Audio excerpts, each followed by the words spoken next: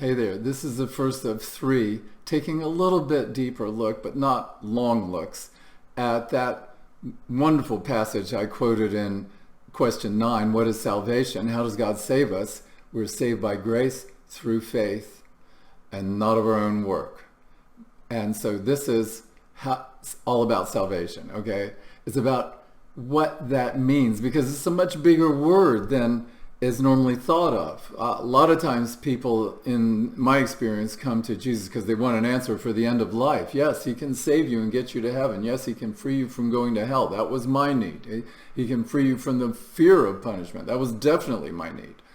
But he can also save you so that your life works out better in this life. A lot of people come to him for that. And he can also save you so that you don't go on living not knowing the beautiful God that changes everything. And some people, as odd as it may seem, just come to him for this saving grace of getting to know him. Their lives aren't particularly messed up. Although I haven't met many people like that, to be honest with you. There's no reason why it can't happen. And indeed it does for some fortunate few who made it through the world without a lot of smoke and woundedness and fires to put out and stuff. All right, so what is salvation? It is a much bigger word than just getting us to heaven.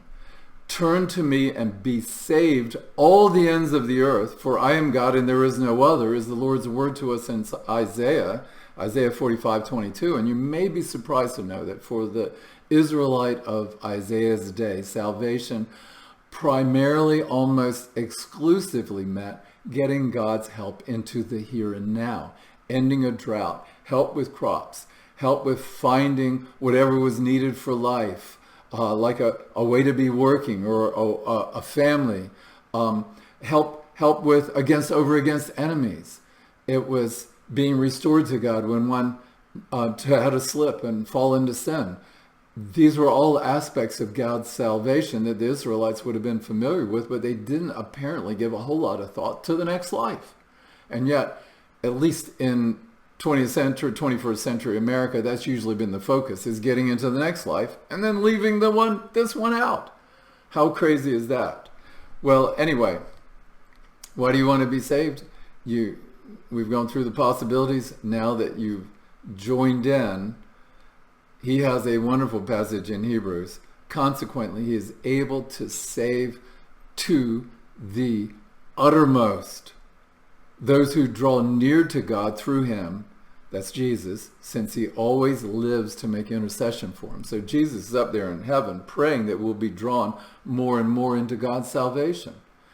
And the more you get to realize this, it may have been a narrow sense of need, as big as they seemed, but it will begin to open up wider, and you realize, wow, if he's making available all kinds of things.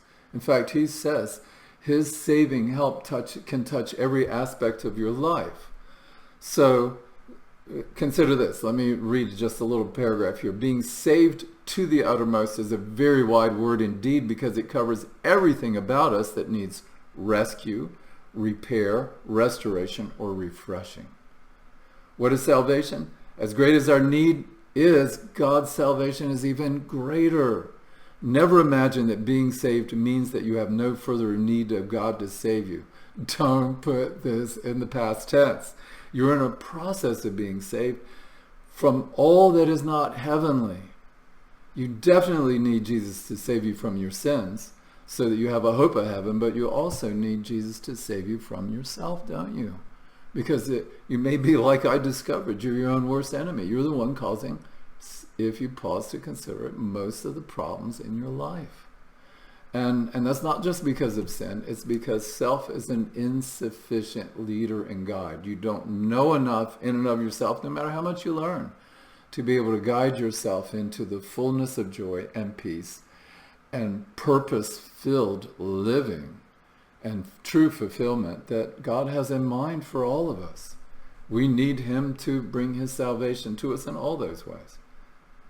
And that's why Jesus gave us this prayer: Our Father in heaven, hallowed be your name, your kingdom come, your will be done on earth as in heaven, because all that is heavenly is meant to enter into earth through our believing and trusting hearts now that we've been brought over to God's side of the equation. All right, so here's the prayer. Father, you're right. I don't just need your salvation to get me to heaven. I need you to be saving me in all kinds of ways here on earth.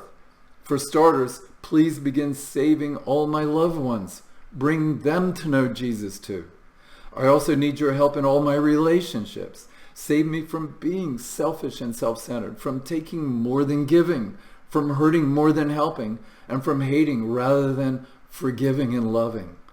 While you're at it, go to work on all my attitudes in ways that don't match up with how Jesus in me wants me to live. As I learn to trust and obey Jesus, send your salvation into every area of my life, especially save me from living for myself rather than for you.